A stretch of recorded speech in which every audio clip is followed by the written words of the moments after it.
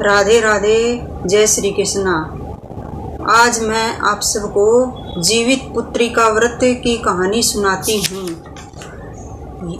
इस व्रत के करने से जिनके पुत्र तो होते हों परंतु जीवित न रहते हों, जीवित रहने लगते हैं, साथ ही मृतावस्था बच्चों को मरणों के उपरांत जो वो दोष होते हैं वो दूर हो जाते हैं। तो इस व्रत को करना चाहिए, जरूर से जरूर करना चाहिए।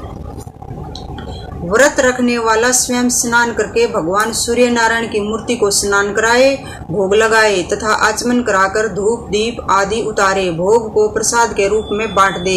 इस दिन बाजरा और चने से बने पदार्थ का भोग लगाए तथा काटे हुए फल व शाक आदि नहीं खाए जाते और न ही काटने चाहिए। यह व्रत अश्विन मास के कृष्ण पक्ष की अष्टमी को किया जाता है। इस दिन सूर्य नारायण की पूजा करनी चाहिए। जीवित पुत्रिका व्रत की तो ये तो विधि थी, और अब जीवित पुत्रिका व्रत की मैं कथा सुनाती हूँ।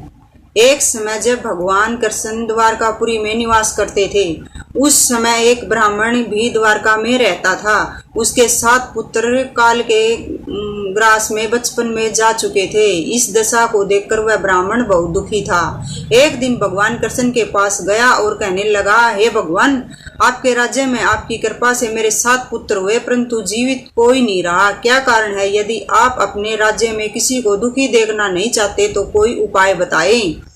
तब भगवान बोले, हे ब्राह्मण सुनो, इस बार तुम्हारे जो पुत्र होगा उसकी उम्र 3 वर्ष की है। इसकी उम्र बढ़ाने के लिए तुम भगवान सूर्य नारायण की पूजा होने वाले पुत्रजीवी व्रत को धारण करो, तुम्हारे पुत्र की आयु बढ़ेगी। ब्राह्मण ने वैसा ही किया। जब वह सपरिवार हाथ जोड़कर खड़े होकर इस प्रकार विनती कर ही रहा था, सूर्य देव विनती सुनो, पाऊं सुख अपार, उम्र बढ़ाओ पुत्र की कहता बारंबार।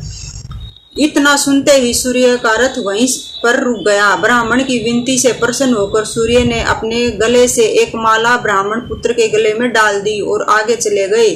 थोड़ी ही देर में यमराज उस ब्राह्मण पुत्र के प्राण लेने आया। यमराज को देखकर ब्राह्मण और ब्राह्मणी कृष्ण जी को झूठा कहने लगे।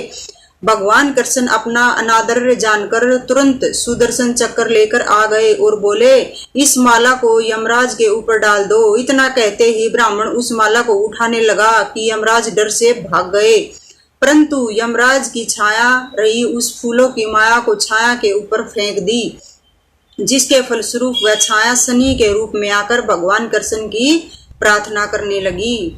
भगवान कृष्ण को शनि के ऊपर दया आ गई और पीपल के वृक्ष पर रहने के लिए कहा। तब से शनि की छाया पीपल के वृक्ष पर निवास करने लगी। इस प्रकार भगवान श्री कृष्ण ने उस ब्राह्मण के पुत्र की उम्र बढ़ा दी। इसलिए हे भगवान, जिस तरह उस ब्राह्मण के लड़के की उम्र बढ़ाई, उसी तरह हम सब की उम्र बढ़ाना और इस व्रत को करने वालों की उम्र बढ़ाना और सुनने वालों की उम्र बढ़ाना। बोल श्री कृष्ण भगवान की जय हो।